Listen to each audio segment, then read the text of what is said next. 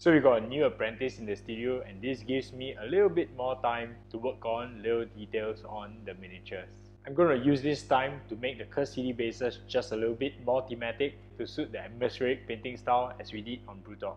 So are you ready? Let's go! That the entirety of the cosmos is accessible through each and every individual's mind, connecting to the great mind, the great spirit.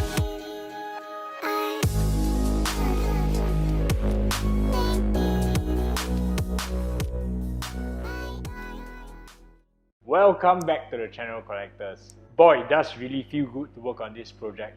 I really feel the love of all the internet people, as you guys can see from your really hearty response on our previous video. The video has performed 2 times how our normal videos perform, and we've even reached 1,000 views within 1 day. That's mind-blowing to me, and I'm very honored for that. So for those of you who are new to the channel, I'm currently painting up Cursed City, and I'm trying to create this red atmospheric look to represent Khan as seen on the box art of Cursed City. Shout out to Kevin Shin who has done the box art for Cursed City. I honestly think that this is really amazing. I love it so much. And the best part about painting these bases, here's a little hint that I'd like to share with you guys. It's gonna be a lot faster because we're only gonna be using 3 colors. You heard me right. We're only gonna be using 3 colors, which makes painting these bases a lot easier.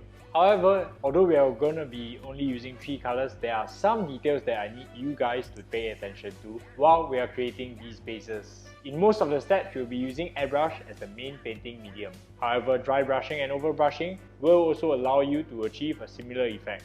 So don't worry if you don't have an airbrush. So without further ado, why don't you get these materials and these colors ready so that we can start to create the thematic bases of Cursed City. So for the first step, I'm going to be using some AB epoxy putty. You can be using milliput, green stuff, whatever, just mix it up, and I'm going to be flattening this onto the base. At this point of time, it's good to pay attention to the model and its orientation so that you do not distract the viewer of where you place these cobblestone tiles. So let's mix up some epoxy and place it on the base right now. Alright, so what I've done is I've mixed the epoxy, mix it thoroughly, make sure you do that because if you don't do so, the epoxy might not harden completely.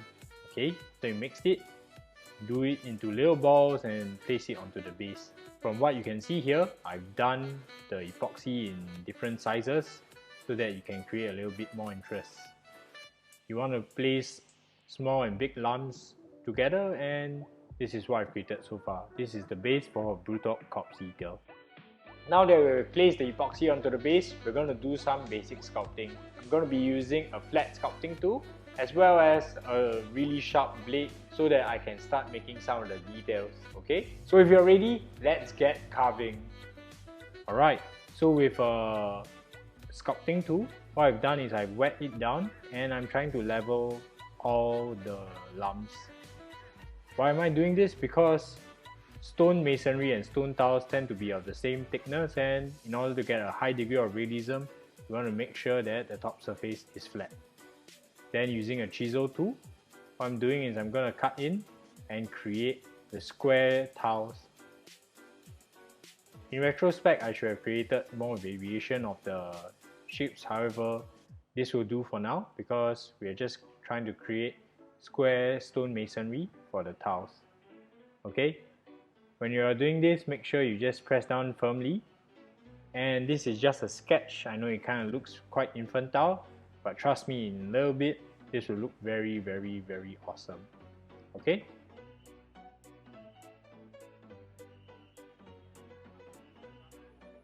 So just finishing this up. And up next, I'm going to be using the same tool, but I'm just going to cut out some random bits. I'm going to make sure that the edges look sharp. In my opinion, this stage is the most important stage because you want to make sure that the tiles look like tiles and not blue tack or doesn't look like some modeling clay. So in order to do so, it has to be sharp. Here's a tip: cut 2 sides first before scraping it off. Okay, like so.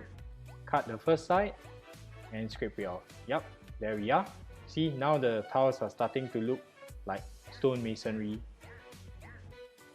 Then after that, what I'm gonna be using is I'm gonna be using a knife to carve out some of the corners, create some cracks. This knife is dipped in water so that it doesn't stick to the epoxy. And I'm also trying to chip off some of the corners to create a more realistic look. At this point of time, you can also wait for the epoxy to dry even more, because the epoxy will harden and make it easy to sculpt. However, if you're impatient like me, just be very light and gentle with the knife movement and you will have a really nice result. Now that the carving is done, we're going to be placing on some texture paste onto the base. Nothing special here, but remember, just be careful and don't cover up your really hard work. Take note that the epoxy is not fully dry yet and you do not want to leave any fingerprints onto the epoxy that you just carved. Don't really need a tutorial for this segment, but currently I'm using AK Dark Earth and I'm just going to be placing it. If you can spread butter on a bread, yeah, this is the same way, just spread it evenly and try not to leave any brush marks. As you can see right here, I'm doing it in a dabbing motion. This dabbing motion reduces the brush mark profile, making this look a lot more realistic. Just do it very gradually, be careful not to cover your work.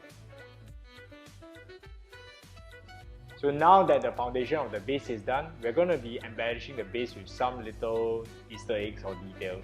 We're going to be placing on some skulls and some grass tufts. So let's get started. Alright, so using a small little tweezer, I'm just placing in some skulls and pressing it into the ground. Okay, here's a tip for some skulls. You can always cut off the round part, the dome of the head. Okay, and this will make the skull look a lot more submerged.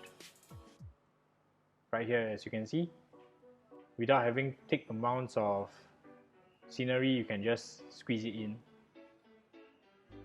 So after placing on some grass tufts, what we're going to do next, we're going to prime the entire base in Krylon Black. So after priming the base in Krylon Black, what we're going to do, we're going to do some airbrushing after this. At this point in time, if you do not have an airbrush, that's okay too. You can substitute the steps. Firstly, maybe base coat the entire base in this red black that you can create using black plus Mephiston red. Just paste it over the entire miniature, and then after that, use an overbrush to create this area of influence using SUNZ Scarlet. We're going to do a similar effect with the airbrush, and after that you can finish up with a directional dry brush using SUNZ Scarlet mixed in with a little bit of CADIAN FLESHTONE for the highlights. So enough of that, let's get airbrushing right now. So right here I'm currently using black and red ink mixed together, and I'm just liberally coating the entire base so that we have an even starting point. This is the same technique that I'm using to achieve the red glow as with the models. I'm also putting in some directional light so that the glow looks a bit more convincing. Next up, I've mixed in a bit of SUNZ Scarlet to the inks, and I'm doing it in a more, flying skull. Okay, I'm doing it in a more concentrated way, focusing on where the light is coming from. There we are. Just really focusing on the left hand side of this model. And now, just from a higher 45-degree angle, I'm concentrating this SUNZ Scarlet even more. Now we have finished airbrushing, we are going to be placing in some minor details. I'm going to be mixing in some CADIAN FLESHTONE and SUNZ Scarlet, as you can see right here. So I've mixed in a little bit of CADIAN FLESHTONE, and right now, currently with CADIAN FLESHTONE plus SUNZ Scarlet, I'm currently doing some basic edge highlights on the features to showcase where the sharp edges are. You can take as much time as you want, but in my opinion, I want to do this quick to a tabletop standard so I can get playing this game as soon as possible. Lastly, you gotta use flat black from scale 75 for Chimera to just line up the base, clean this up so that the model can be professionally displayed. Alright, let's clean this up. So this is the final result. We have placed Brutogg on the base and everything comes together very neatly. You just need to remember that the direction of light needs to be the same for the miniature for the entire effect to come together. And there we have it, the final result of the base. I hope you found this basing guide useful and it doesn't take too much time to achieve this really thematic and ambient look for your Cursed City miniatures. So if you found this useful, give us a like and subscribe because it keeps the lights on and it keeps me painting and creating this awesome content for all you guys out there. If you really want to support the channel and you believe in what I'm doing, why not head on to the Patreon and find a slew of painting videos that I've done over the past year for you to become a better miniature painter. I hope to see you in the next Cursed City painting video. Alright, see you guys.